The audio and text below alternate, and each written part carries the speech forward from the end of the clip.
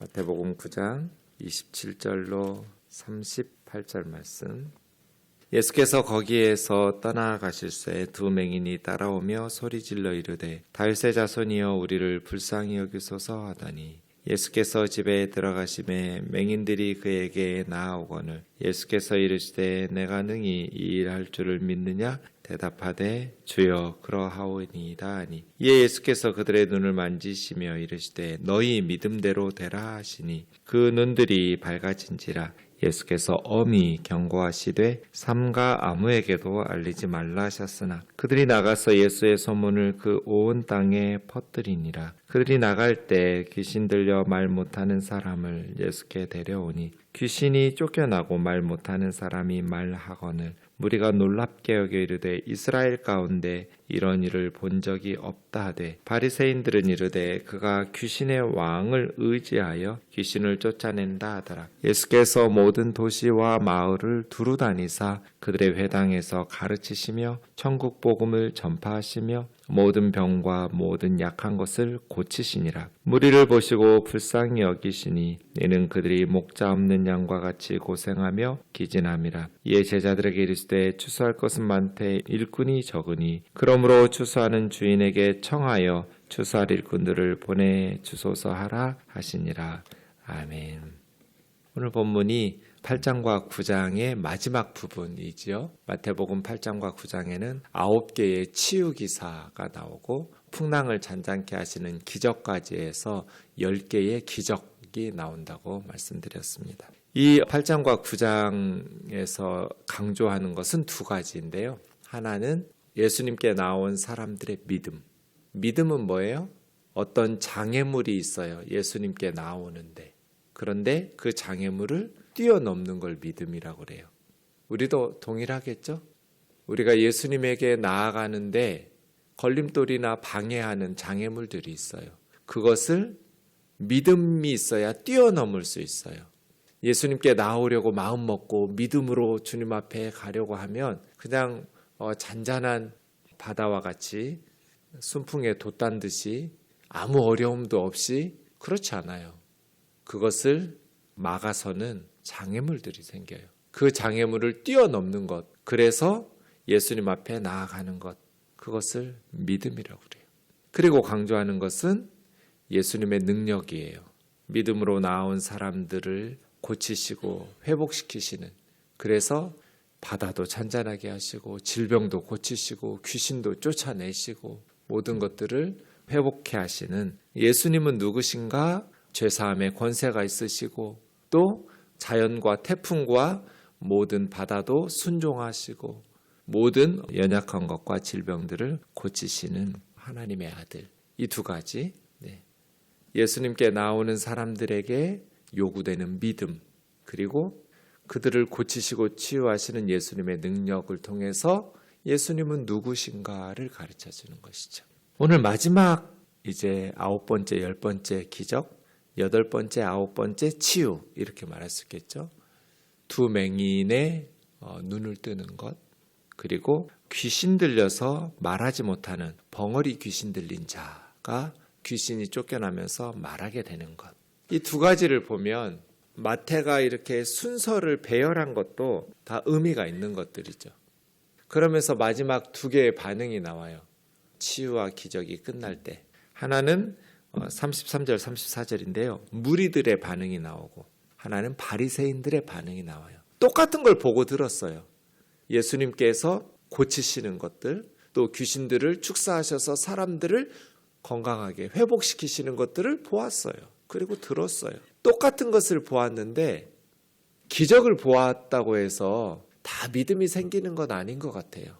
무리들은 예수님에 대해서 긍정적인 반응을 했어요. 이스라엘 중에 이런 일을 본 적이 없다. 그런데 바리새인들은 똑같은 걸 보고 들었는데도 예수에게 귀신의 왕이 들려서 지금 귀신을 쫓아낸다. 이런 부정적인 반응을 보인 것이죠.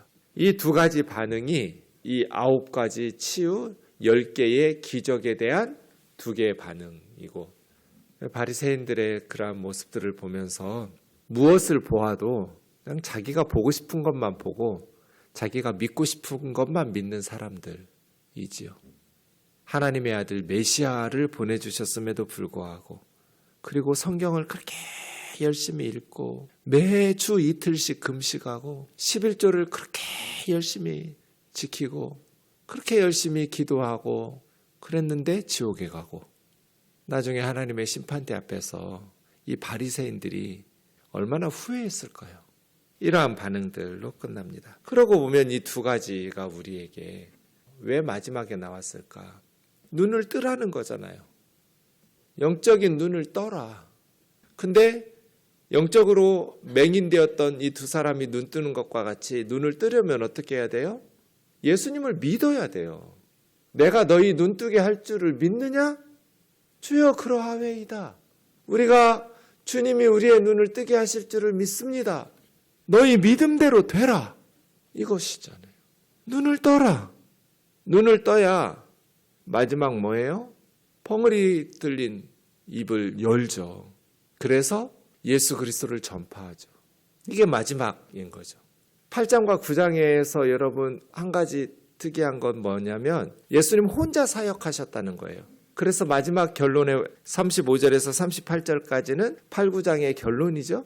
예수님의 사역의 결론 언제나 세 가지라고 말씀하셨죠. 가르치시고 전파하시고 고치시고, 이렇게 세 가지 사역으로 예수님의 사역이 결론 짓는데, 이제 10장으로 넘어가면 제자들을 부르시고 12명을 사도로 인도하시고 제자들을 파송하시고 예수님께서 제자들과 함께 동역하시는 게 나와요. 그러니까 8장 9장까지는 예수님 혼자 사역하셨어요. 그런데 10장부터는 제자들과 함께 사역하세요. 제자들을 세상으로 파송하시면서 그 마지막이 눈을 뜨고 입을 열어야 돼요. 그래야 제자들 10장으로 넘어가서 예수 그리스도를 전파하고 가르치고 예수님이 주신 능력으로 치유하고 고칠 수 있죠. 그래서 마지막으로 나온 이 두 가지 사건이 참 이 위치가 성령께서 마태를 통해서 순서 배열하신 것이 메시지가 있구나.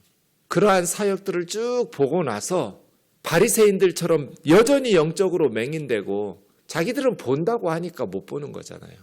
바리새인들이 영적으로 너희가 맹인이다. 예수님의 이 책망을 겸손하고 정직하게 듣기만 했어도.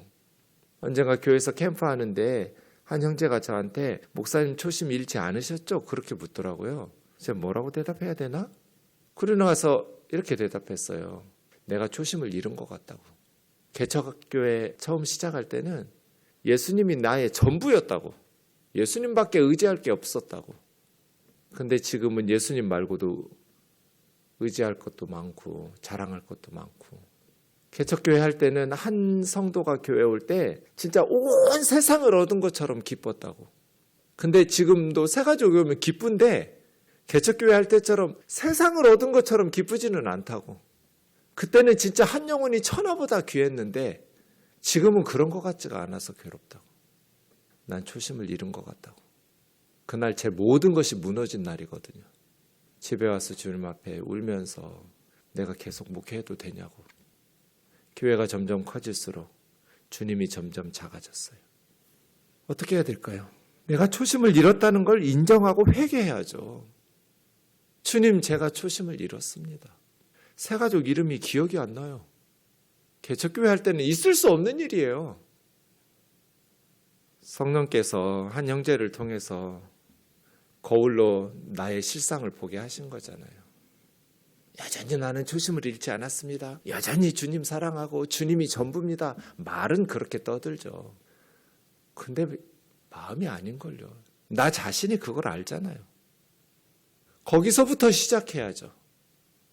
아무리 내가 금식하고 11조하고 성경 줄줄 외우면서 가르치고 그렇게 해도 주님께서 너희는 맹인이라고 바리새인들을 책망하시고 그렇게 회칠한 무덤이라고 외식하는 자들이라고 책망할 때 겸손하고 정직하게 주님 앞에서 회개했더라면 바리새인들이 왜 지옥에 가겠어요? 그렇게 안 해요. 맹인이라고 말하면 내가 왜 맹인이냐고. 내가 하나님을 얼마나 사랑하는데 내가 말씀을 얼마나 많이 하는데, 내가 얼마나 열심히 봉사하는데, 내가 누군데 하면서 주님의 책망을 안 들으니까 여전히 맹인으로 사는 거죠. 마지막 두 가지 사건, 두 맹인이에요. 다윗의 자손이여 우리를 불쌍히 여기소서. 이건 마태복음 1장 1절에서부터 시작한 거죠. 예수 그리스도는 다윗의 자손 예수 그리스도다. 뭐예요? 사무엘하 7장 12절 이하에 나단 선지자를 통해서 다윗에게 약속하신 하나님의 말씀에 근거한 메시아란 뜻이죠. 다윗의 자손이여 우리를 불쌍히 여기소서. 메시아시여. 나단 선지자를 통해서 사무엘하 말씀에 약속하신 그리스도시여 우리를 불쌍히 여겨주십시오. 주님 바로 고쳐주시지 않았어요. 이게 장애물이에요. 예수님 그냥 못 들은 척 집으로 가버렸어요. 상처받고 아우 예수님 그럴 줄 몰랐네. 이러지 않았어요. 끝까지 쫓아갔어요. 집까지. 집에서 주님이 내가 능히 이 일 할 줄을 믿느냐? 주여 그러하외이다. 나의 귀리에 그렇습니다. 주님 너희 믿음대로 되라 했더니 눈이 밝아졌어요. 믿음이라는 것은 기적을 믿는 게 아니죠. 내가 이 일 할 줄을 믿느냐? 예수님을 믿는 거죠. 예수님을 믿느냐? 주여 그렇습니다. 주님에 대한 소문을 듣고 믿음이 생겼어요. 그래서 고쳤어요. 밝아졌어요. 경고했어요. 엄하게. 아무에게도 얘기하지 말라고. 근데 참 말하지 않기 어렵죠. 온 지역에 가서 퍼뜨렸어요. 그래서 예수님의 소문이 퍼졌어요. 그럼 이제 예수님은 드러나게 마을로 다니면서 예수님이 계획하신 대로 사역하기 힘들어져요. 마지막 두 맹인이 나가고 귀신 들려 말 못하는 벙어리를 데려왔더니 주님께서 귀신을 쫓아내시니 그 사람이 말하기 시작하는 거죠. 이게 마지막. 우리가 해야 될 건 뭐예요? 눈을 뜨고, 눈을 떴다는 건 뭐예요? 이 세상 사람들이 영적으로 왜 어두워요? 예수님이 누구신지 모르니까 계속 멸망의 길을 가는 거잖아요. 하나님을 모르니까 어두운 거거든요. 예수님을 알아야, 하나님을 알아야 내가 누군지, 왜 사는지, 어떻게 사는지, 지금 어디서 와서 어디로 가는지, 이 세상은 뭔지, 나는 누군지 다 알 수 있게 되거든요. 우리를 지으신 하나님을 모르니까 아무리 공부를 잘하고 돈이 많고 세상 사람들이 부러워하는 것들을 누려도 내가 누군지, 이 세상이 어디서 와서 어디로 가는지, 어떻게 살아야 되는지, 사는 것은 무엇인지를 모르는 거잖아요. 이게 맹인이라는 거예요. 그럼 정직하고 겸손하게 인정하고 주님 앞에 진리를 탐구하면서 나와야 되는데 그걸 인정도 안 하고 주님에게 나오지도 않고 헛된 데 가서 도 닦고 있는 거잖아요.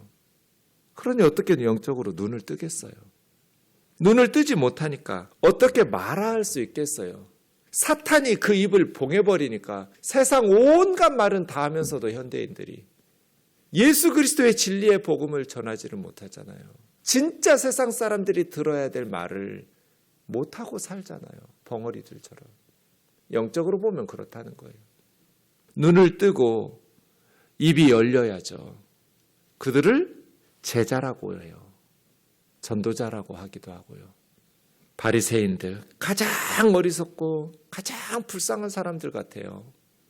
구약 성경 줄줄줄줄 외우고 다니면 뭐해요?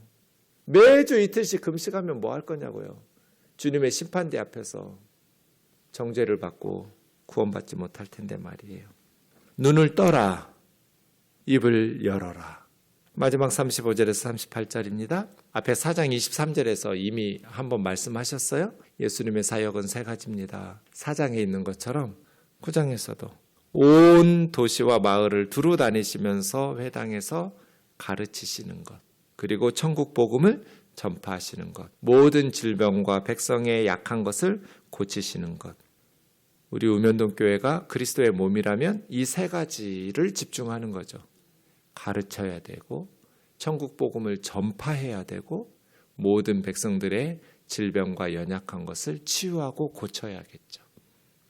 무리를 보시고 불쌍히 여기시니, 이게 스프랑크나죠? 심장이 끊어지는 것 같은, 정말 불쌍히 여기세요. 왜 불쌍한가? 목자 없는 양과 같이 고생하고 기진하기 때문에 아무도 돌봐주지를 않아요. 영적인 지도자들이 돌봐줘야 하잖아요. 근데 예루살렘 성전은 강도의 소굴로 변질됐어요. 목사들이 탐욕스럽고 교회가 성도들 돈 뜯어내느라고 성도들의 봉사나 이런 것들을 착취해서 자신들의 야망을 하나님의 비전으로 포장해가지고 성도들을 종부리듯 해요. 그리고 자식에게 세습도 해요. 이게 강도의 소굴이 아니면 어디가 강도의 소굴이에요? 세상은 그래도 뭔가를 주면서 달라고 하고 뜯어가요.